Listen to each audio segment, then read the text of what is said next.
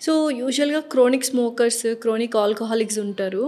వాళ్ళు ఇన్‌స్టంట్‌గా మానేయాలి అనుకుంటారు. బికాస్ ఆఫ్ చేంజో లేకపోతే సమ్ మోటివేషనో, ఇన్‌స్పిరేషనో అలా ఇన్‌స్టంట్‌గా అన్నీ మానేసినా కూడా it will be affecting your health అని అంటుంటారు. How is that? సో, ఇప్పుడు ఆల్కహాల్ అనేది రెగ్యులర్‌గా కన్జ్యూమ్ చేసేవాళ్ళు ఏమవుతుందంటే, వాళ్ళు they go into something called as alcohol dependence syndrome. ఇది ఏంటి అంటే, ఇది ఒక క్వెషనైర్ ఉంటుంది. మీరు ఆల్కహాల్ లేకుండా ఉండగలరా, ఉండలేరా అని.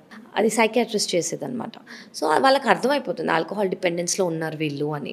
సో, ఈ ఆల్కహాల్ డిపెండెన్స్ వల్ల ఏమి అవుతుందంటే, వాళ్ళు తీసుకోవాలనుకుంటారు. ఆపాలని కూడా అనుకుంటారు. కానీ ఆపాలనుకుంటే దే కాంట్. వాళ్ళ చేతిలోంచి బయటికెళ్ళిపోయింది అది. వాళ్ళకి చేయలేరు. సో, దానివల్ల ట్రెమర్స్ వచ్చేస్తాయి. ఆకలి సరిగ్గా వేయదు, నిద్ర పట్టదు ఇలాంటివి. సో, ఇలాంటి కండిషన్స్ అంటే మీరు ఆపుదాం అనుకుంటున్నారనుకోండి, వీటి గురించి భయపడకండి. లివర్ చేసే డ్యామేజ్ వల్ల భయపడండి.